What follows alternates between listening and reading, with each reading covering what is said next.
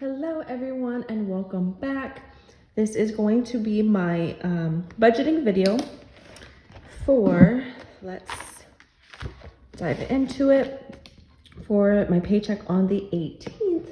So I'm actually going to be budgeting a little bit different this time. Not different, but so since my last check for my last job was on the 7th, and then now my new job is getting paid on Fridays, I've already budgeted this weekend into this paycheck. So I'm going to be starting from Monday until, this is March 4th. So I'm gonna be budgeting for this week and then up until here. So, which is gonna work out because this is also going to be a smaller paycheck since, if you missed my last video, I switched jobs. So this is my last paycheck for my old job. This is my first paycheck with my new job, but it's only 1 week of pay. So it's only for this week of pay. And then my March 4th paycheck will be a full 2 weeks paycheck. So I am working with a smaller number as far as that goes, but I have found ways to make additional income. So it works out. So I think I did a pretty good job of earning some extra income this month, or for this, pay period. So let's get into that. Let's go ahead and get to my budgeting sheet. I've already pre-filled some of this out. So my paycheck, I believe it was $7.48. So I have been selling some old clothes online on the Mercari app, and I have made, since my last budget, I have made $219.43 from that. And then I've also started donating plasma to get some extra money. So I've made $340 from that so far. And then I'll probably donate some more to get some extra income for my next pay period. And then I have rollover money.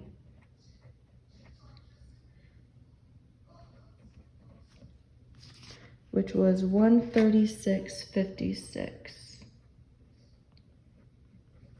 Okay. So this is a little bit better than last month, or last pay period. 748.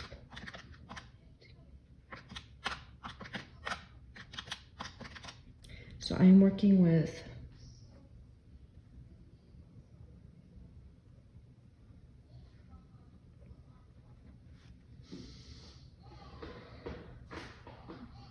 about $14.43. Let's do CPS, which is my electricity. I believe my cut of it is going to be $57. I do split the CPS in half. And then my car, I also cut in half. So it's not only $243.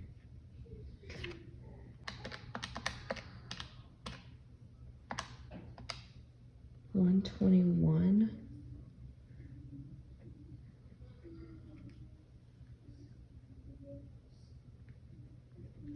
Okay, I cut my car payment in half, so I don't have to pay it all at once. So that's what that is. And then my next payment I'll pay in my next my next budget.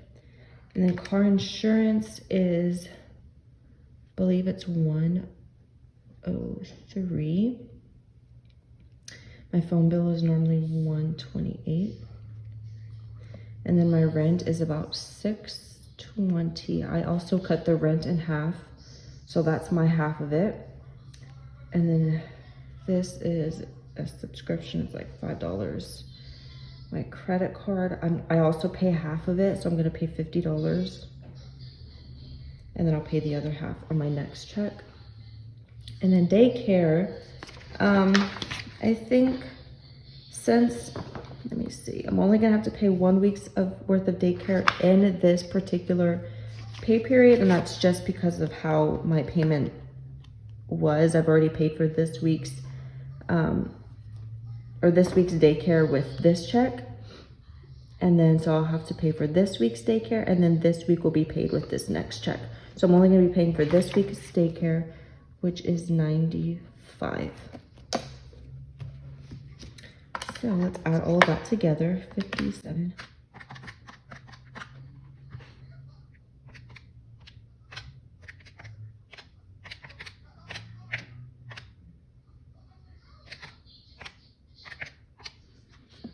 Okay, so that comes out to 1,179.92. So left over, that gives me minus 0.92. So that gives me 263.08.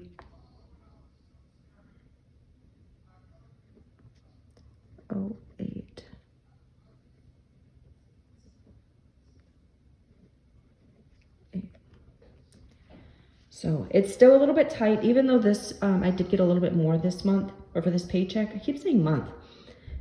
It's because of this rent. I normally would pull out half of this rent from my previous paycheck instead of pulling it all from one check. And I think that's the reason why I'm being left with so little after all of this.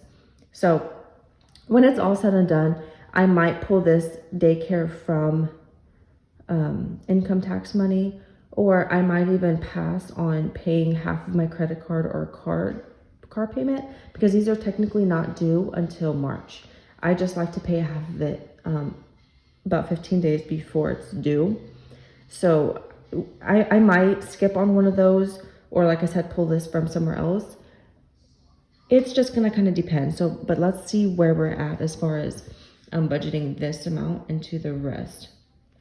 So I need groceries and gas. I do need some household items.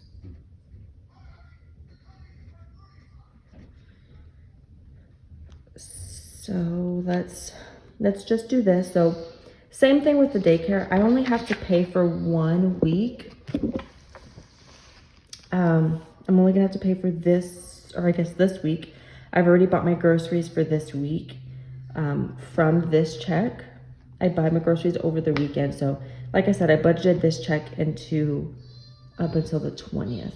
So I've already bought my groceries for this week, and that was with this check. So I'm gonna have to use this check for this week's worth of groceries, and then I get paid again here. So I'm only doing 1 week for groceries and gas.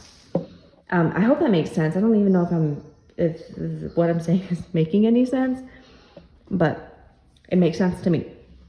So groceries, I'm gonna budget 75, and then gas, let's do 40, because gas has been, prices have been shooting up. Well, I guess everything has been, but yeah, gas shot way up on this like 2 weeks ago. And then household, I'm gonna budget $20. So this is leaving me with 75, 40, and 20. So 135. Envelope total is 135.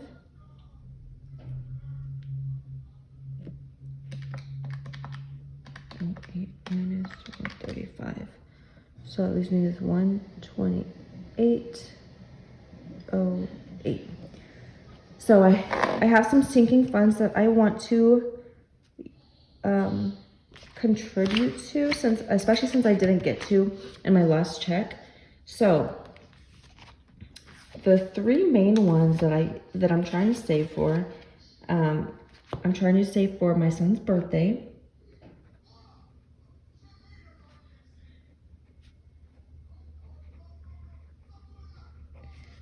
for Christmas, and then my car registration.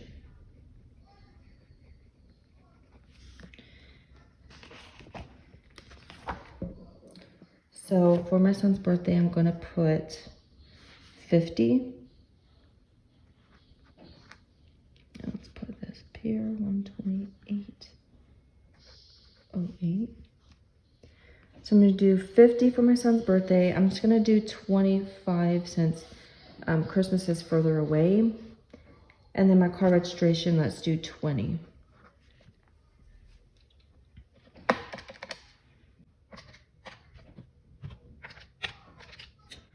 So that comes out to 95. And then 128.08 minus 95. So that leaves me with 33.08. I probably am gonna try and put that into an emergency fund. I really want to start building an emergency fund. So I think rather than putting that towards extra debt, I'm going to put that into an emergency fund, because when I tell you I literally have $0 and an emergency fund, I end up not doing extra debt, and then put this 33.08. So extra savings, this is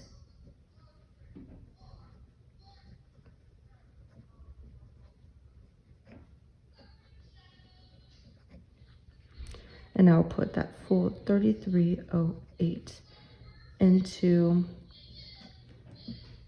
If you have any suggestions on a high yield savings account that I can open, please, please, please let me know. I don't have one currently. My current bank does not offer a high yield savings account. Their savings account, I think it's like, it gives you like 0.01% interest back, which is nothing. I'm ideally looking for 0.5%. The one I was looking into was Chime, but I believe you need to have a checking account to be able to open that high yield savings account. And I really don't want to open a checking account. I really just want this savings. So if that's possible, if you know if that's possible, let me know. Or if that's just kind of how it is, you have to open a checking account to do that savings account. I'm not really sure. I'm trying to look into it, but if you know of anything, please let me know. Because I really want to get this emergency fund going into a high yield savings account. Thank you so much for watching, and please like or subscribe if you enjoyed it and want to see more videos. So I will see you in my next video, and thank you so much for watching. Bye.